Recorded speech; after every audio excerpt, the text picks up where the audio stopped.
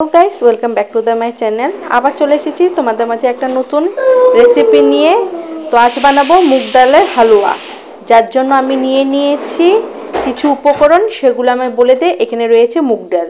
তো মুগ ডালকে আমি গুঁড়ো করে নিয়েছি মিক্সারে। তো দেখো আমি 2 টাপে করেছি, একটু দারদারা করেছি আর একদম মিহি পেস্ট করেছি। তার সাথে লাগছে কাঁচা দুধ, সাথে লাগছে ঘি, চিনি, একটু এলাচি আর ড্রাই ফ্রুটস। তাহলে চলো শুরু করা যাক। এখানে একটা ফ্রাই প্যান দিয়ে দিয়েছি, তার মধ্যে আমি কিছুটা ঘি দিয়ে দিব। তো আমি সম্পূর্ণ ঘিটা আমি দিয়ে দিয়েছি। তোমরা চাইলে যে কোনো ঘি ইউজ করতে পারো, আর ঘি না থাকলে তোমরা এখানে তেলও ইউজ করতে পারো বা বাটার ইউজ করতে পারো। তারপর আমি এই যে গুঁড়োটা, মুগ ডালের গুঁড়োটা দিয়ে দিয়েছি। এবার আমি ভালো করে মিক্স করে নাড়িয়ে নিব।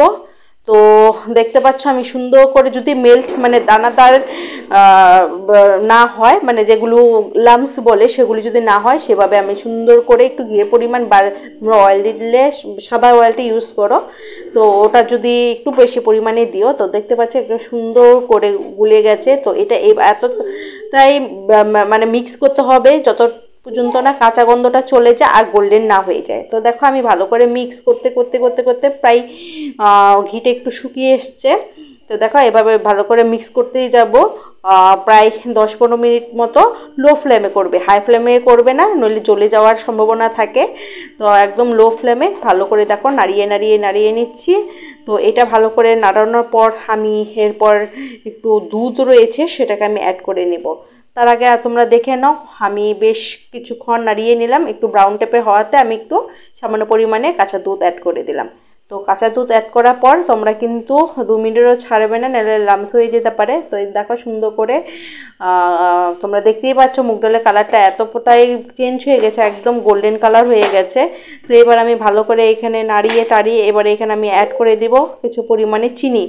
তো এই যে চিনির সাথে 2টো এলাচ রয়েছিল, এলাচটাও দিয়ে দিয়েছি, কারণ মুগ ডালে একটা গন্ধ, যতই যা দাও না কেন একটা গন্ধ থাকে। তো এই যে দেখো আমি 2টো পরিমাণে এলাচ দিয়ে দিয়েছি। তোমরা কিন্তু চাইলে এই চিনিটাকে একটু চাশনি টাইপের বানিয়েও অ্যাড করতে পারো বা গুঁড়ো চিনিও অ্যাড করতে পারো। তো আমি যেহেতু একটু ঝটপট করছি, তার জন্য আমি শর্টকাটে চেষ্টা করে বানানোর।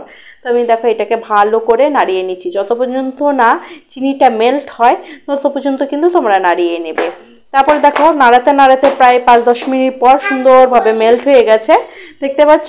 তো এই যে মেল্ট হওয়ার সাথে সাথে এবার আমি এখানে দিয়ে দিব ড্রাই ফ্রুটসগুলো। এই যে দেখো আমি এখানে কিশমিশ আর কাজু বাদাম নিয়েছি। তোমাদের কাছে আরও যদি থাকে, যেমন পেস্তা, আখরোট, তোমরা সেগুলো অ্যাড করে নিতে পারো। তো এবার আমি এটাকে ভালো করে নাড়িয়ে সামান্য 2-3 মিনিটের জন্য আমি একটু ছেড়ে দেব। তাহলে দেখবে এটা একটু দেখতে পাচ্ছ নরম নরম রয়েছে, সেটা একদম টেনে ধরবে, জলটা মানে পুরো শুকিয়ে যাবে। তো যাই হোক আমি যে ভালো করে নাড়িয়ে টাড়িয়ে আমি কিছুক্ষণের জন্য ছেড়ে দিয়েছিলাম। এই দেখো যেই পরিমাণে একটু জলটা ছিল সেটা নেই, একদম সুন্দরভাবে পেকে গেছে। এবার আমি এখানে নামানো আগে আমি বাড়িতে বানানো নিজের হাতে ঘি রয়েছে, তো ওটাতে দিলে কি হয় জানো তো, গন্ধটা খুব সুন্দর হয়। আর দেশি ঘি তো আলাদাই সুন্দর দোকানে বাজারে কেনার থেকে। তো একটু যদি গন্ধটা, আর আমি ঘি খেতে খুব প্রচণ্ড পরিমাণে ভালোবাসি, যারা ঘি লাভার তারা তো ভরে ভরে দিতে পারো। তো আমি এখানে শুধু এই যে একটু ঘি অ্যাড করে নেব যদি গন্ধটা সুন্দর আসে। তো এই যে আমি ঘরেই বানানো ঘি, তো এখানে পরিমাণে আমি একটু পরিমাণে দিয়ে দিয়েছি, যেহেতু ফ্রিজে রেখেছিলাম তার জন্য একটু জমাট বেঁধে রয়েছে। তো যে দিয়ে এবার নামিয়ে ফেলবো। তো ডান।